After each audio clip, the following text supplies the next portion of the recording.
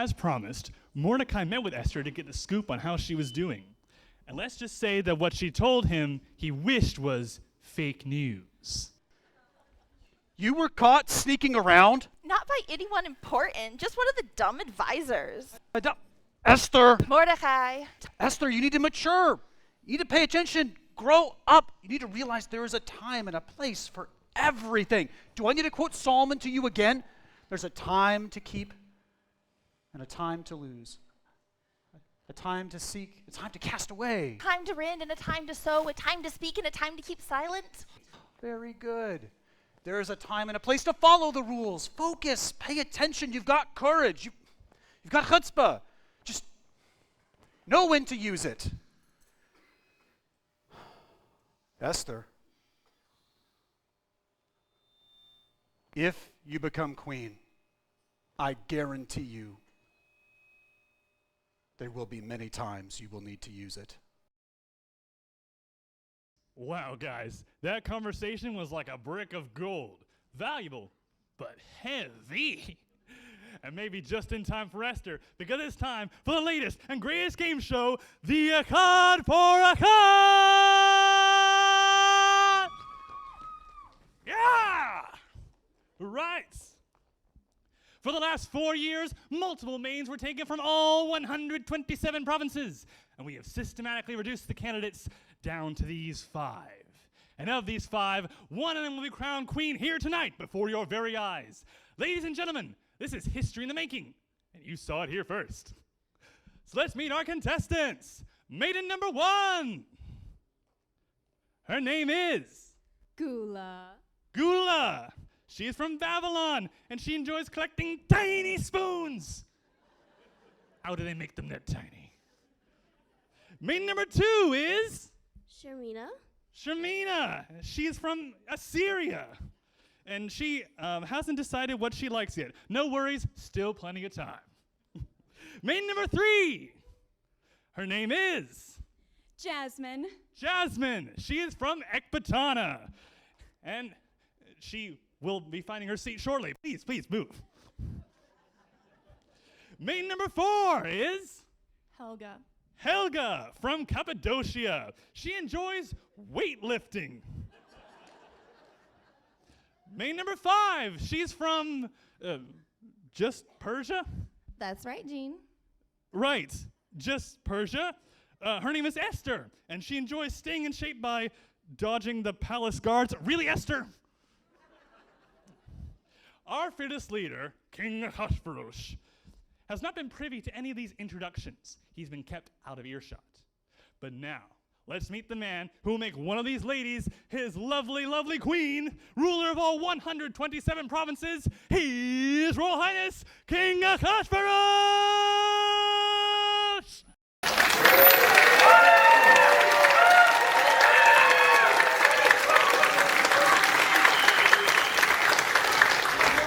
All right, maidens, how about each of you says hello to His Majesty? Hi. Should I say hi or hello? Hello. What is up, dude? Hello, Your Majesty. All right, maidens. The king has selected questions to ask each of you. Now remember, his last queen was smart, funny, and drop-dead gorgeous. And then he got drunk and dumped her like a sack of last week's garbage. So no pressure. Your Highness, the floor is yours. Thank you, Jean. All right, maidens. What do stupid people have in common? Maiden number 1. Well, Your Majesty, I suppose that they don't think you're awesome all of the time. What do stupid people have in common? What was the Next. There are no stupid people. We all can make a contribution. False. They totally skip leg day, man. By the way, can I get a copy of your exercise program? I don't like my men with squishy legs. No. What do stupid people have in common? They all think they're actually smart? Okay. Back to you, maiden number 1. What is a key to success and long life? Oh, King, the secret to success is being just like you. You're about as shallow as a bird bath. Maiden number 2. Success. Maiden number 3. Ending world hunger. Do we have any gallows available? Maiden number 4. Benching 300 and running 5, man. Okay. Maiden number 5. The guarantees to success and long life. There is no guarantee. You can get all the wisdom there is, be stronger than anyone else, have all the skills there are to learn, but ultimately time and chance play a role, and none of us know our time. Okay. Wow, ladies, all doing great, equitably fantastic. Some, of course, are more equity fantastic than others, but wow. Sire, I believe you have one final question. That's right, Gene. All right, ladies. Let's say I've got a decision to make, and it's an important one. Let's say it involves going to war. How do I know when it's the right time to act? Maiden number 1. If you think it's the right time to go to war, then that makes it the right time to go to war. Your Highness, you're the king. If it's not legal, you can make it legal. If it's not right, you can make it right. That's not really how royalty works. Maiden number 2. Are we at war? Whatever leads to world peace. We will have gallows waiting. Maiden number 4. Look, as long as you've got a bulked up army, you should be good to slice and dice, dude. That's pretty true. Okay. Maiden number 5. Well, it just depends, Your Majesty. Elaborate, maiden number 5. It just depends on what season you're in. There is a time for war and a time for peace. A time to rend and a time to sow, a time to speak and a time to keep silent. There's a season for everything in life, so it really just depends on what season you're in. Figure that out and it becomes a lot easier to make the smart moves and end up in the right place. That is wise. All right.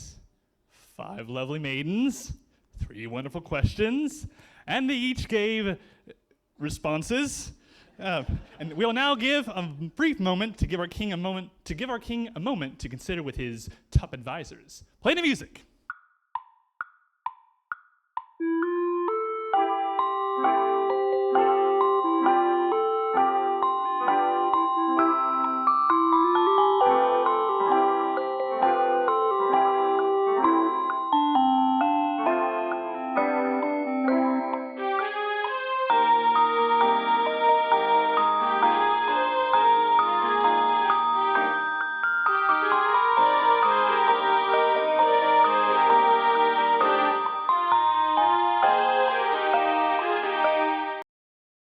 All right, Gene.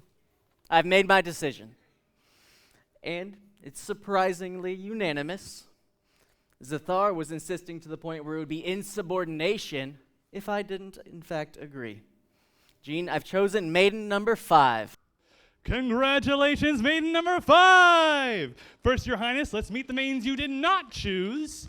Maiden number 1! She is Gula of Babylon. It seems there's a time to refrain from embracing. Maiden number 2, Shamina from Assyria. Yes, well, maiden number 3, Jasmine from Ecbatana.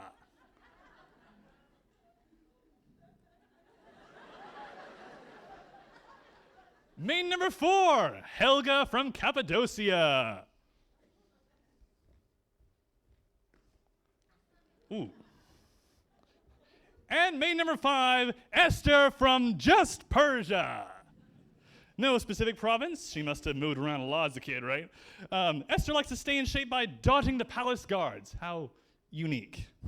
Ladies and gentlemen, our winner, and you're no queen, Queen Esther!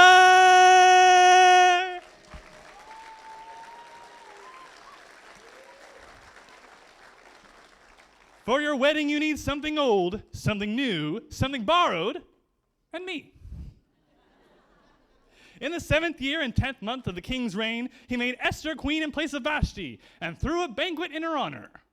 That's right, folks. It took the king 4 years to replace Vashti, and not a moment too soon.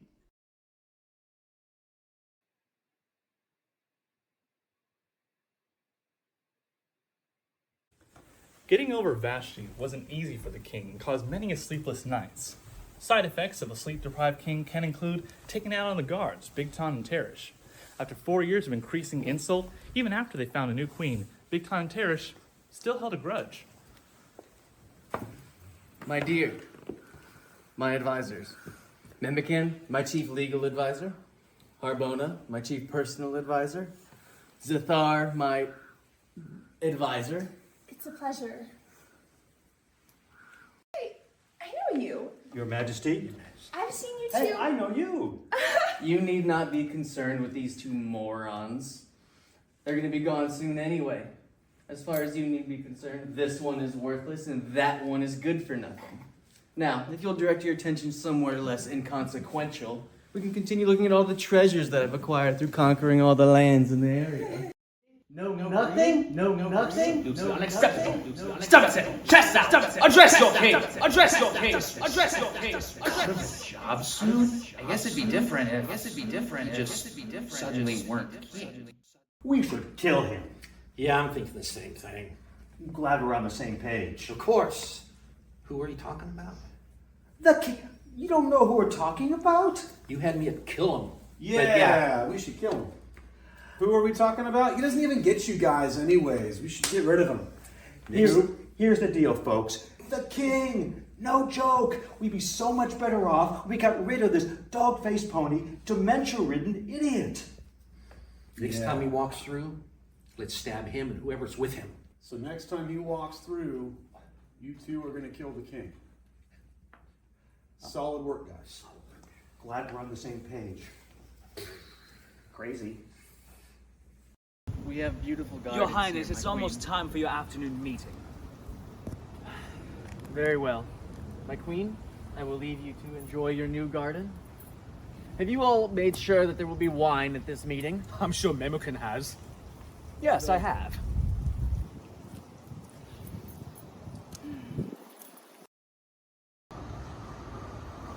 Esther, Hadassah. Mordecai?